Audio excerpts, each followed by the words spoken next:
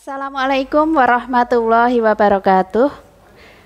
Siswa-siswi kelas 10 yang berbahagia, saat ini kalian akan belajar akidah akhlak. Karena belum pernah bertemu kita, maka saya akan memperkenalkan diri. Nama saya Isti Khotimah.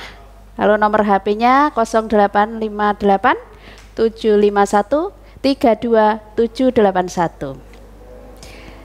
KD yang akan kita pelajari pada kesempatan kali ini adalah menganalisis makna, penyebab, dampak negatif dari sifat tercela hubud dunia, hasad, ujub, sombong, riya, dan sifat-sifat turunannya.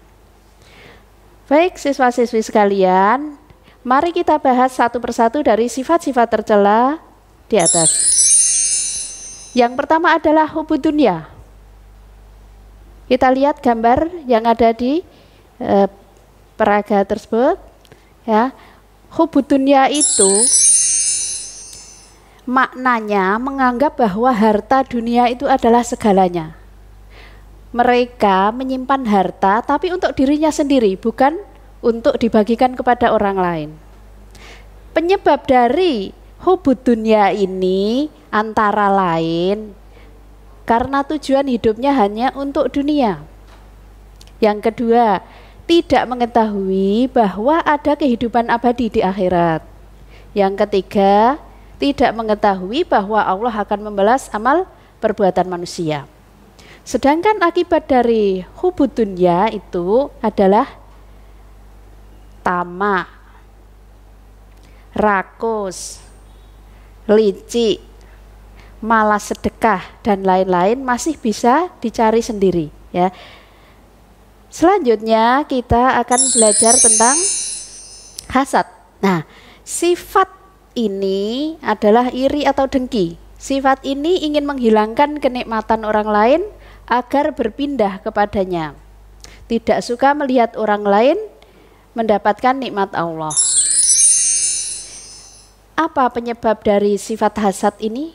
Antara lain, kebencian dan permusuhan dalam hati, takabur, kemudian kufur nikmat, egois, takut tersaingi, tidak takut balasan dosa di akhirat. Sedangkan akibat dari sifat hasad ini akan jauh dari nikmat Allah, dibenci orang lain, masuk neraka. Itu dua sifat tadi. Sekarang kita masuk ke sifat ujub. Nah, kalau ujub ini maknanya kagum, heran, takjub pada diri sendiri.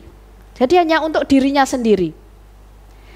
Misalnya dia takjub, kagum dengan kecantikan dirinya, dengan kekayaannya, keberhasilannya, kesuksesannya, kepandaiannya, dan sebagainya, masih banyak lagi.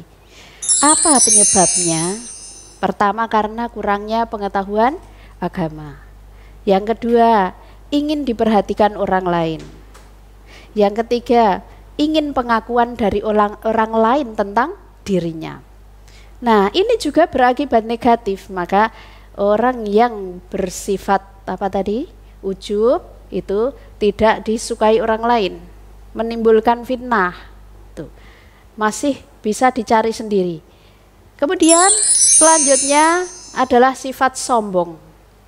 Artinya sombong itu melihat diri sendiri lebih besar dari yang lain.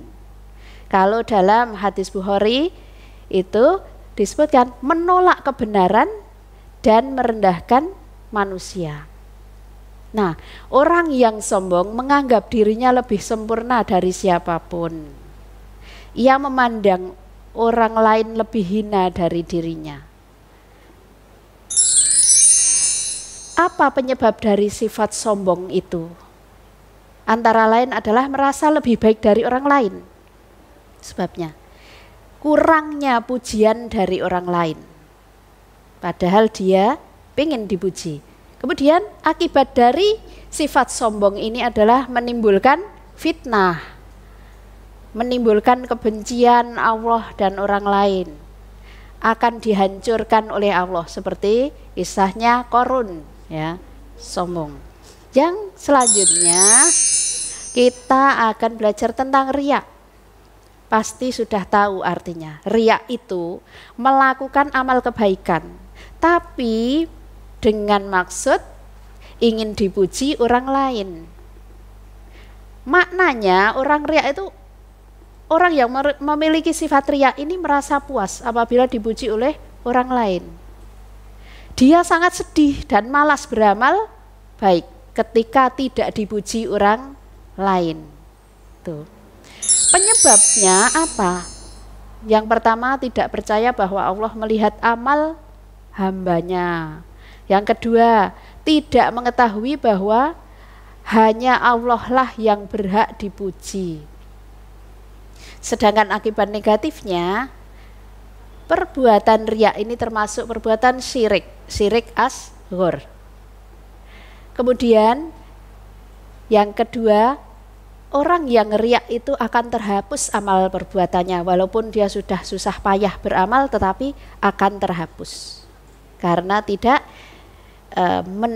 menginginkan pujian dari Allah. Nah, itu tadi sifat-sifat yang kita pelajari. Jadi kesimpulan dari kelima sifat tadi apa? Hubud dunya, hasad, ujub, sombong, dan riya itu merupakan sifat tercela. Maka harus kita hindari. Untuk menghindarinya dengan melihat akibat negatif dari sifat-sifat tersebut.